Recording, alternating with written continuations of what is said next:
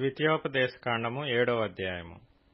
నీవు స్వాధీనపరచుకొనబోవు దేశములోనికి నీ దేవుడైన యెహోవా నిన్ను చేర్చి బహుజనములను అనగా సంఖ్యకును బలమునకును నిన్ను మించిన హిత్తీయులు, గిర్గాషీయులు, అమోరీయులు, కనానీయులు, పెరిజ్జీయులు, హివ్వీయులు, యెబూసీయులను 7 జనములను నీ యొద్ద నుండి వెళ్లగొట్టిన తరువాత నీ దేవుడైన యెహోవా వారిని నీకప్పగించినప్పుడు నీవు వారిని హతము చేయవలెను, వారిని నిర్మూలము చేయవలెను. వారితో నిబంధన చేసుకొనకూడదు, వారిని కరుణింపకూడదు. నీవు వారితో వియ్యమందకూడదు. వాని కుమారునికి నీ కుమార్తెనియ్యకూడదు, నీ కుమారునికి వాని కుమార్తెను పుచ్చుకొనకూడదు. నన్ను అనుసరింపకుండా ఇతర దేవతలను పూజించినట్లు నీ కుమారుని వారు మళ్లించుదురు.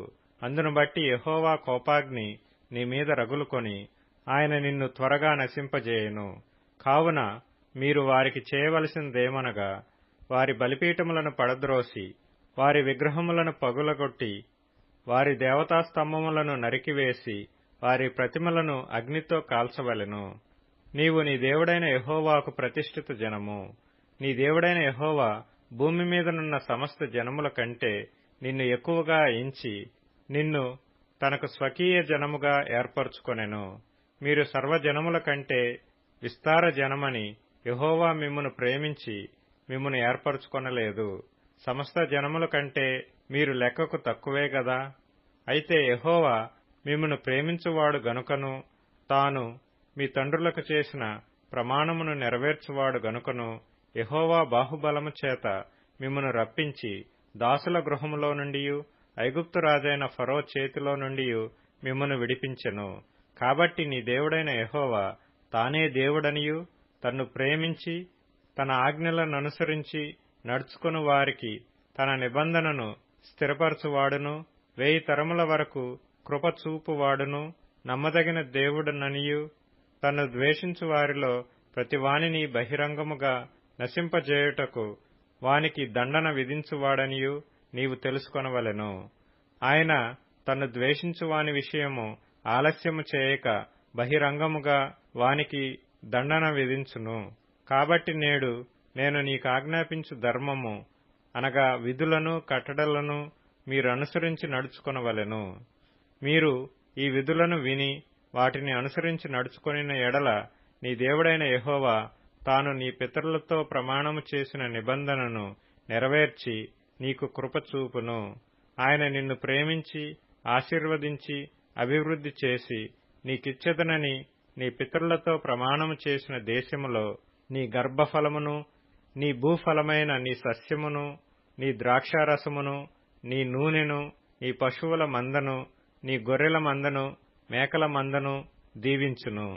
సమస్త జనముల కంటే ఎక్కువగా నీవు ఆశీర్వదింపబడుదువు.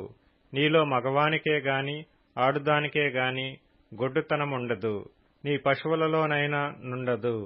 యెహోవా నీ యొద్ద నుండి సర్వరోగములను తొలగించి నీ వెరిగియున్న ఐగుప్తులోని కఠినమైన క్షయవ్యాధులన్నిటినీ నీకు దూరపరచి నిన్ను ద్వేషించు వారందరి మీదకే వాటిని పంపించును.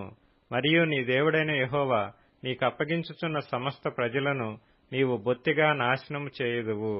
నీవు వారిని కటాక్షింపకూడదు, వారి దేవతలను పూజింపకూడదు, ఏలయనగా అది నీకు ఉరి అగును. ఈ జనములు నాకంటే విస్తారముగా ఉన్నారు, నేను ఎట్లు వారిని వెళ్లగొట్టగలనని నీవనుకొందువేమో. వారికి భయపడకుము.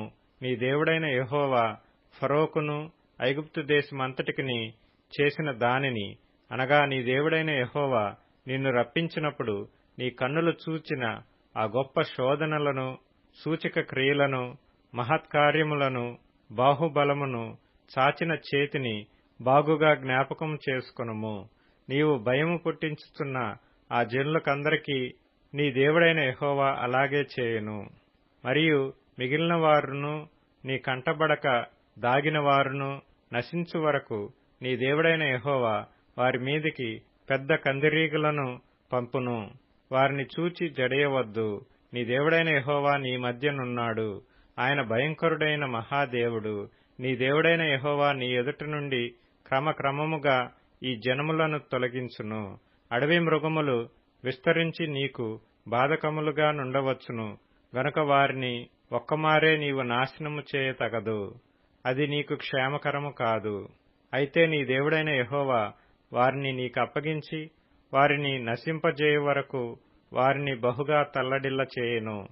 ఆయన వారి రాజులను నీ చేతికప్పగించును.